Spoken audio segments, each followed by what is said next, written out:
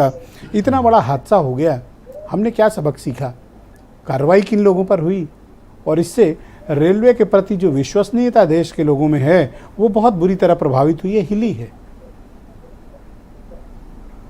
निश्चित रूप से विश्वसनीयता तो संकट में ही है और इसके तकनीकी कारणों का विश्लेषण विशेषज्ञ लोग हैं करेंगे, ट्रैक का नवीनीकरण नहीं हुआ या रनिंग स्टाफ की कमी है।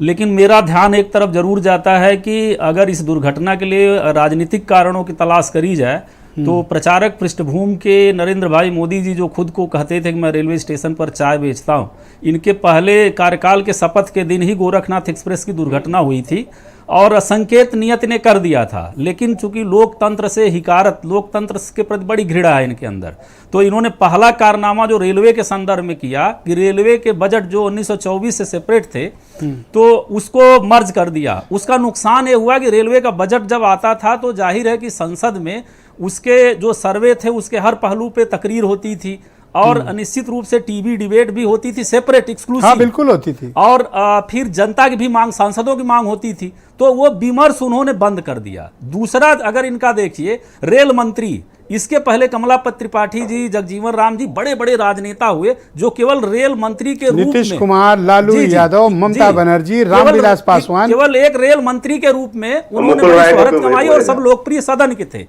इन्होंने क्या किया, ब्यूरोक्रेसी पे ज्यादा निर्भर रहने वाले नरेंद्र भाई मोदी जी, इन्होंने एक तो ब्यूरोक्रेट पृष्ठभूमि के देखिए तो ये अपने वर्तमान रेल मंत्री जी हो या पीयूष गोयल साहब हो, दूसरा ये इनके साथ इनको सेकेंडरी बजट, मतलब ये एक्सक्लूसिव रेल मंत्री नहीं है, इनके पास और मंत्रालयों का बोझ है, तो ये कितना वरीयता देते हैं ये भी समस्या। और पार्लियामेंट्री, चूंकि हमारा जो शासन है वो संसदीय नियंत्रण कैसे करता है, चाहे पब्लिक उपक्रम हो या शासन पे, तो एक स्टैंडिंग कमेटी होती थी, उसकी पूरी परंपरा थी कि जो प्रतिपक्ष के नेता थे वो अध्यक्ष होते थे, वो सुझाव देती थी। इस समय राधा मोहन जी हैं बिहार के सांसद, मतलब वो परंपरा भी इन्होंने खत्म कर दी।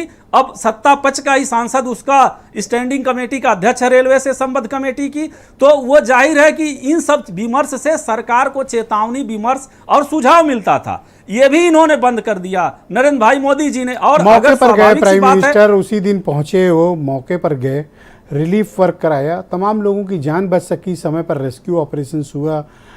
रेल मिनिस्टर 48 घंटे वहाँ मौजूद थे और शायद अभी भी मौजूद हैं, इतना क्या इनफ नहीं है?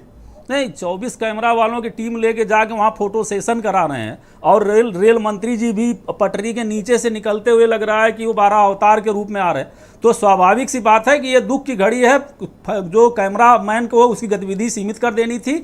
और चूंकि सीबीआई जांच के आदेश दे दिए गए हैं, क्या ये पर्याप्त नहीं है? नहीं, देखिए, वंदे भारत का अगर ध्वज ये सिग्नल ये दे रहे हैं तो नैतिकता रेल मंत्री की नहीं है, मोदी जी की है। और उनमें अगर लाल बहादुर शास्त्री की, जो ये कहते हैं कि हम गरीब के बेटे हैं, तो लाल बहादुर शास्त्री से मतलब गरीब के बेटे ये नहीं हैं और न ही जमीन से जुड़े हैं। परंपरा, नैतिकता का अगर निर्वहन करना है तो उनको तत्काल रिजाइन दे देना चाहिए, वरना तो निर्लज ढंग से किसी, जैसा हमारे वरिष्ठ भाई कह रहे थे सुरेंद्र राजपूत जी, कि भाई किसी गनमैन पे आरोप निश्चित रूप से मढ़ दिया जाएगा और उस बेचारे की बलि ली जाएगी। जी, शुक्रिया आपका। दो टॉप एक्सपर्ट मेरे साथ इस कार्यक्रम में मौजूद हैं।